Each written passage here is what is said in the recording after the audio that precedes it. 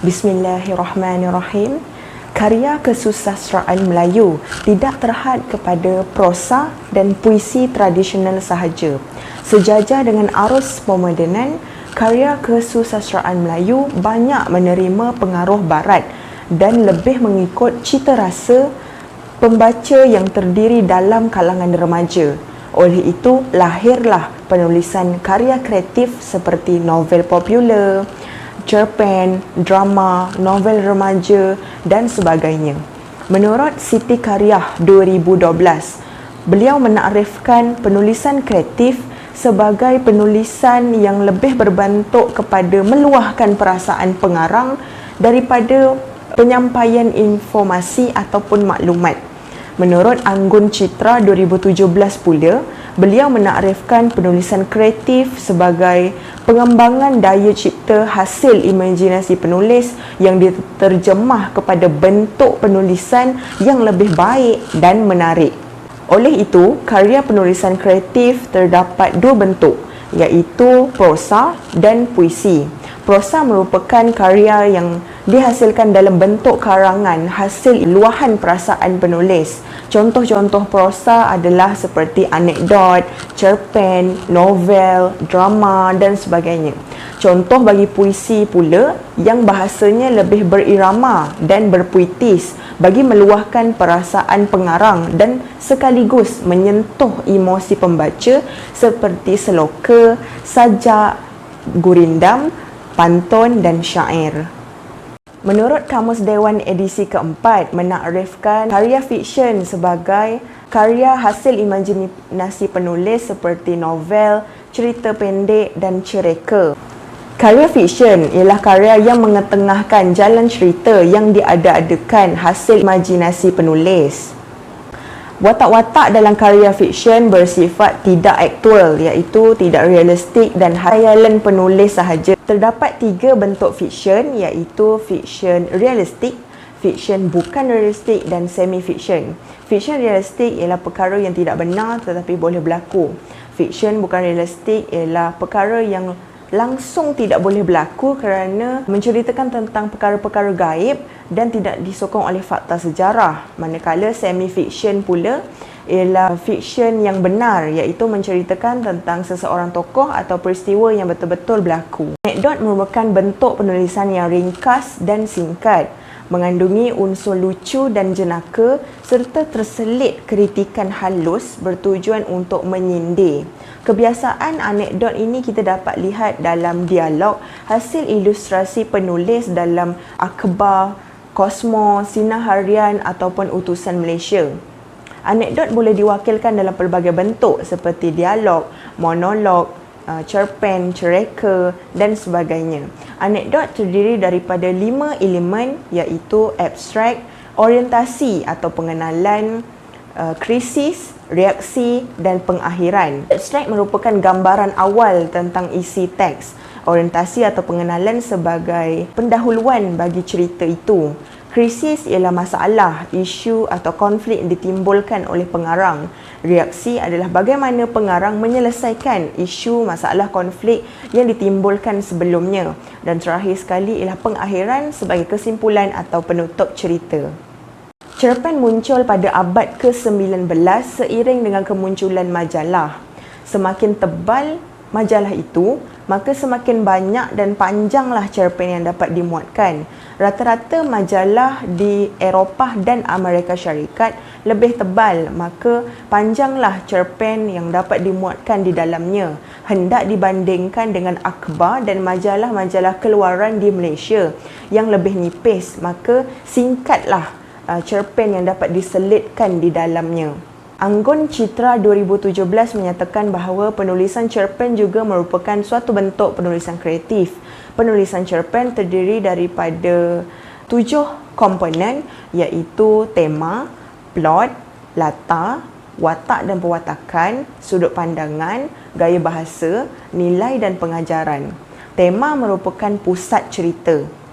Plot merupakan jalan cerita. Latar ialah suasana, tempat, waktu yang digunakan untuk mengukuhkan jalan cerita. Watak dan pewatakan. Watak ialah penggerak cerita dan pewatakan ialah kriteria atau ciri-ciri yang diletakkan atas watak itu. Sudut pandangan merupakan elemen yang digunakan untuk memberi kefahaman kepada pembaca. Terdapat 3 jenis sudut pandangan, iaitu sudut pandangan orang pertama, sudut pandangan orang kedua dan sudut pandangan orang ketiga. Seterusnya, yang kedua terakhir ialah gaya bahasa seperti metafora, hiperbola, simili, personifikasi dan sebagainya. Dan terakhir sekali ialah nilai dan pengajaran, iaitu kritikan, mesej ataupun pesanan yang dititipkan oleh pengarang. Novel juga salah satu bentuk penulisan karya fiksyen ataupun karya kreatif, dan struktur novel sama sahaja seperti cerpen mempunyai 7 komponen. Perkataan novel berasal dari perkataan Latin yang berbunyi novellus atau novis yang bermaksud kecil dan baru. Sinopsis. Cerpen yang telah saya karang berkisahkan pasangan 2 orang suami isteri yang dinamakan sebagai Zaril dan Husna. Mereka berkahwin atas dasar keluarga dan sememangnya tidak bahagia seperti pasangan di luar sana. Senang kata, mereka berkahwin atas dasar paksa. Selama di awal perkahwinan, cuma si isteri iaitu Husna sahajalah yang cuba memikat hati suaminya, iaitu si Zaril. Namun Zaril tidak pernah berbuat sedemikian rupa.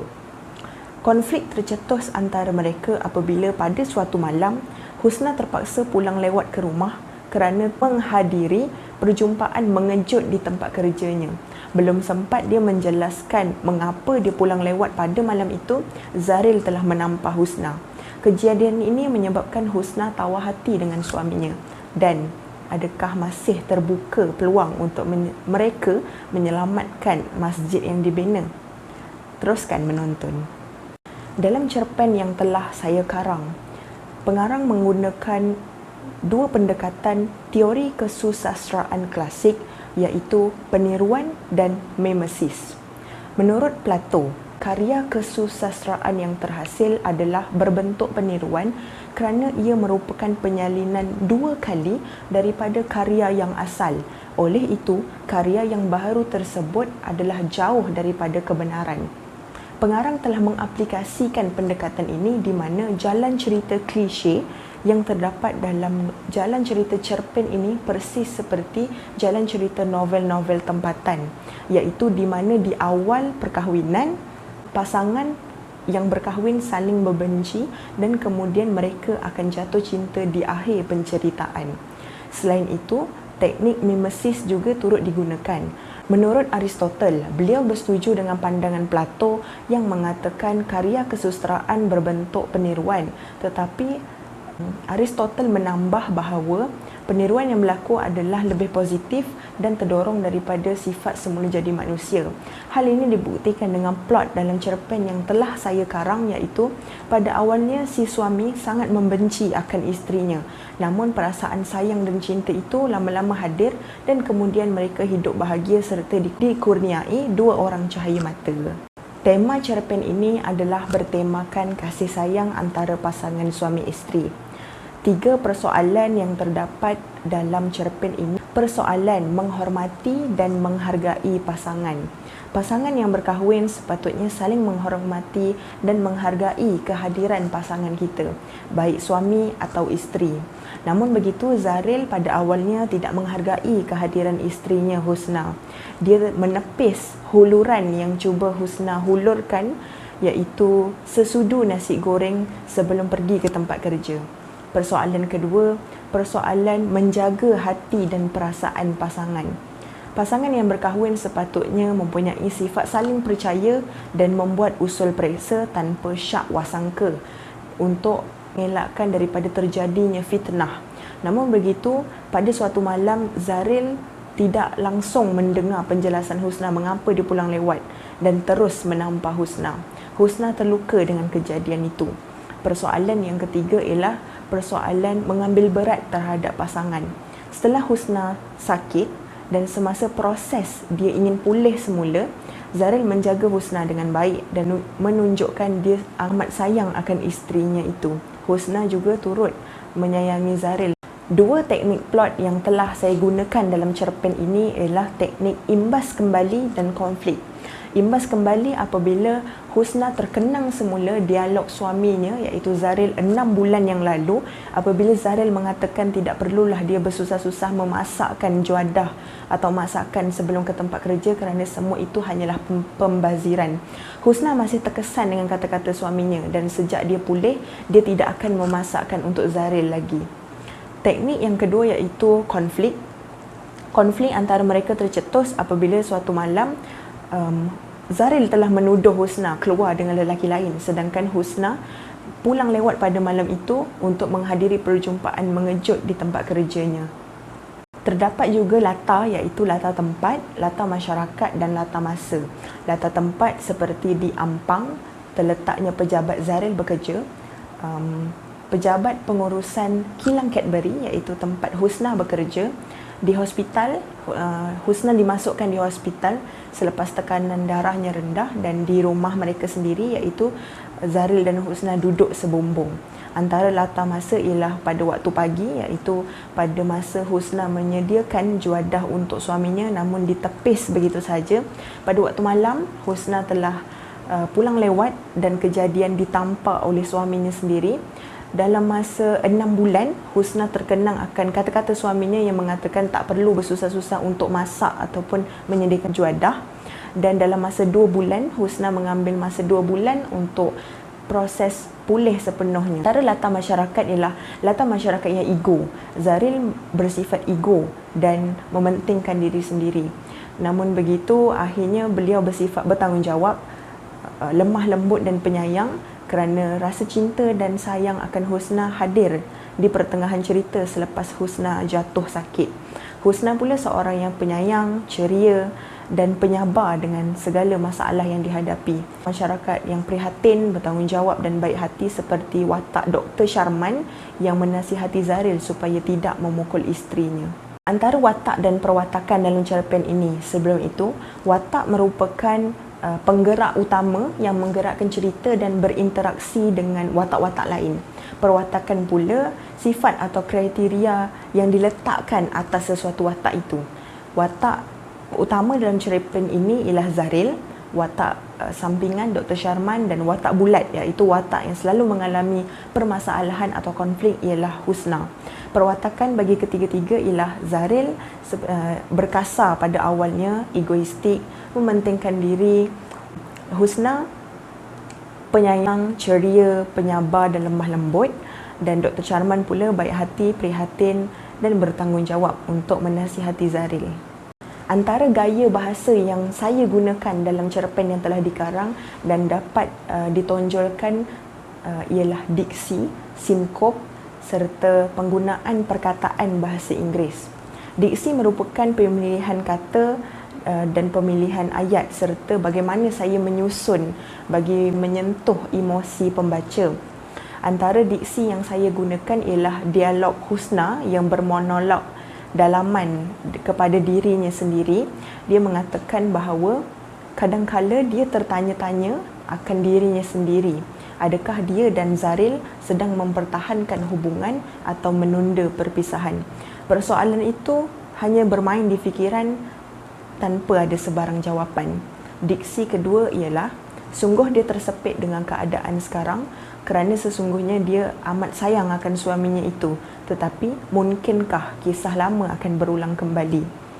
Antara sinkop yang saya gunakan ialah perkataan tetapi menjadi tapi, hendak menjadi nak, engkau menjadi kau. Dan antara perkataan penggunaan bahasa Inggeris ialah office, chat, call, meeting, client, CEO atau Chief Executive Officer. Antara nilai dan pengajaran, nilai yang terdapat dalam cerpen ini ialah nilai kasih sayang, nilai baik hati, nilai keprihatinan. Kasih sayang apabila Zaril sanggup menjaga Husna sepanjang proses untuk Husna pulih. Nilai baik hati apabila Dr. Sharman menasihati Zaril supaya tidak memukul isterinya iaitu Husna. Nilai mengambil berat dan bertanggungjawab, iaitu Husna mengambil berat akan suaminya yang tiba-tiba demam pada suatu pagi. Pengajaran yang dapat kita lihat daripada cerpen ini ialah kita seharusnya menghargai kehadiran pasangan kerana pasangan merupakan amanah daripada Allah SWT. Contohnya, di akhir penceritaan Zaril dan Husna saling menyayangi dan mereka dikurniai 2 orang cahaya mata.